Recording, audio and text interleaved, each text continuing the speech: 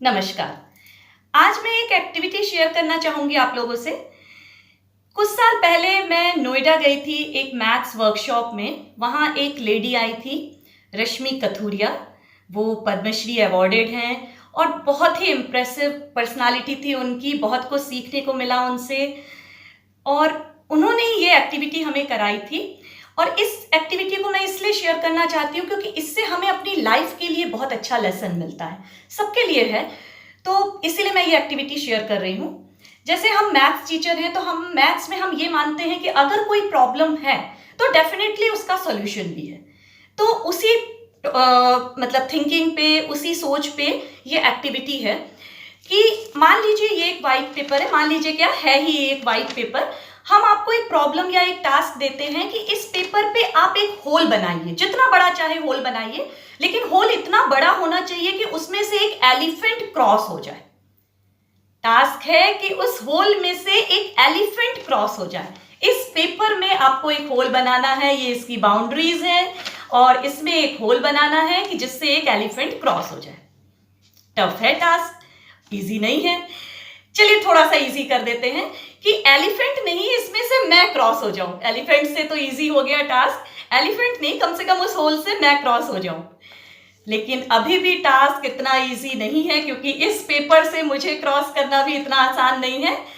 तो फिर भी चलिए कोशिश करते हैं। जैसा कि मैंने कहा, मैथ्स में हमारी ये सोच होती है कि अगर कोई प्रॉब्लम है तो डेफिनेटली उसका कोई एक सोल्यूशन भी होगा।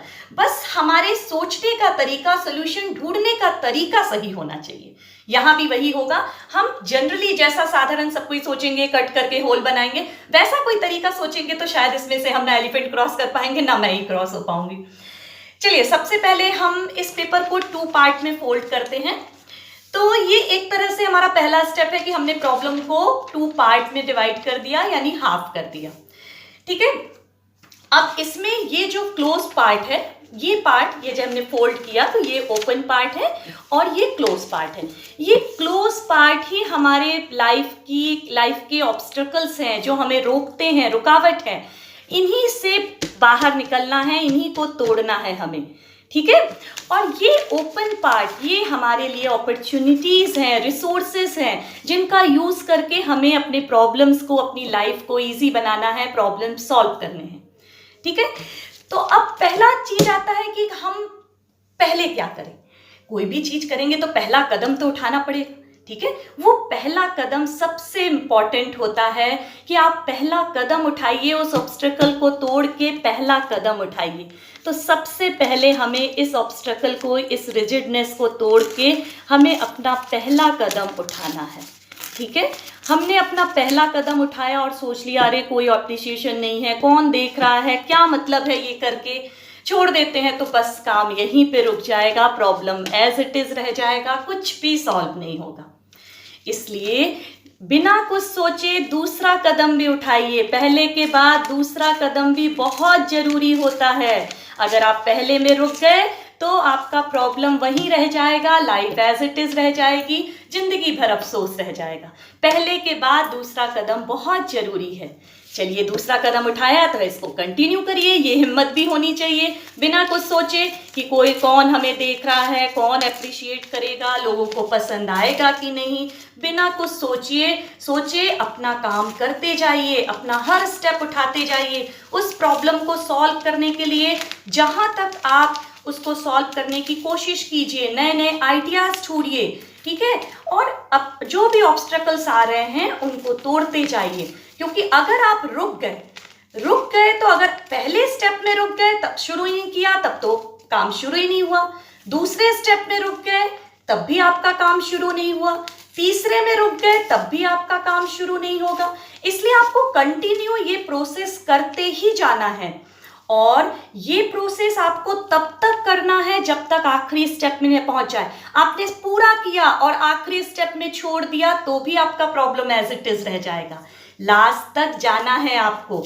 तो जब आप आखिरी स्टेप को भी उठा लेंगे, फिर आप देखिएगा आपकी लाइफ में वो प्रॉब्लम कितनी इजीली सॉल्व हो जाएगा। यही था आपका प्रॉब्लम। अब देखिए, ये आपके ऑब्स्ट्रक्शंस हैं। ठीक है। अब लाइफ में क्या चीज है जो आप नहीं बदल सकते, जिसमें आपका कोई हाथ नहीं है। सिर्फ दो चीजें हैं पूरी लाइफ में, एक आपका जन्म, दूसरी आपकी मृत्यु।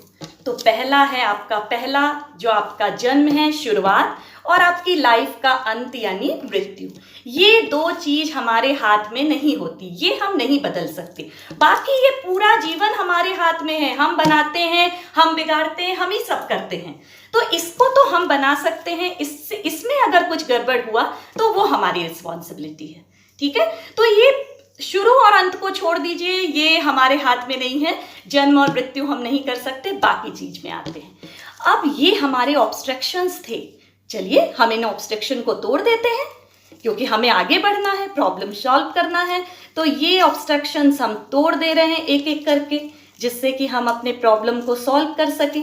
ये देखिए, हमने सारे ऑब्स्ट्रक्शन छोड़ दिए, पहले हमने एक एक करके कदम उठाए, फिर जो ऑब्स्ट्रक्शंस आए उनको हम तोड़ते जा रहे हैं। तो देखिए सारे ऑब्स्ट्रक्शन हमने हटा दिए, और अब हम इसे ओपन करेंगे एक एक करके। आप देखिए कितना इंटरेस्टिंग आएगा, देखिए आप इसको, ये हमने ओपन किया अपना प्रॉब्लम, और ये देखिए पूरे पेपर में एक होल बन गया है, जिसमें से मैं पूरी क्रॉस हो जाऊंगी।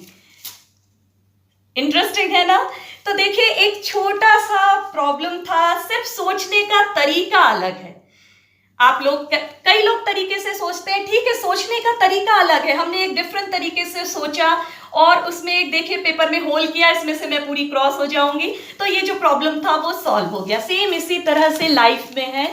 लाइफ में हमारे पास कई तरह के प्रॉब्लम्स आते हैं, कई तरह के ऑब्स्ट्रक्शंस आते हैं, सिर्फ हमें उसे सॉल्व करना है अलग तरीके से। अगर हम एक तरीके में जा रहे हैं, उससे सॉल्व नहीं हो रहा है, सोचिए कौन से दूसरा तरीका उसके लिए सही होगा। रुकना नहीं है, और सबसे बड़ी चीज, अपने आप को खुद अप्रिशिएट करिए, किसी और के अप्रिशिएशन का वेट मत करिए। आप मिरर में देखिए, खुद कोई काम करिए और उसको, अपने आप को अप्रिशिएट करिए, और रोज अपने काम को इम्प्रूव करिए, अपने आप को सेटिस्फाई करिए। वेट मत करिए कि आप कुछ कर रहे हैं, कोई आज स्टेप कर रहे हैं, एक स्टेप आपने किया तो उसको कल कोई अप्रिशिएट करेगा तो हम नेक्स्ट स्टेप उठाएंगे और अच्छा करेंगे।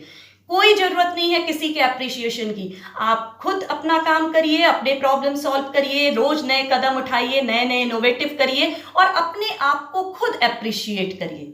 ठीक है, क्योंकि फल की इच्छा नहीं करनी चाहिए। तो गीता में भी लिखा हुआ है कि आप अपना कर्म करते जाइए, फल की इच्छा मत करिए, और आपका कर्म सच्चा होगा तो डेफिनेटली आपको फल मिलेगा। बस आज की एक्टिविटी से मैं यही सिखाना चाहती थी। उम्मीद करती हूँ आप सबको अपनी लाइफ के लिए एक अच्छा सा पॉजिटिव लेसन मिला होगा, और ज़रूर आप लोग उसके बारे में सोचिएगा। Thank you.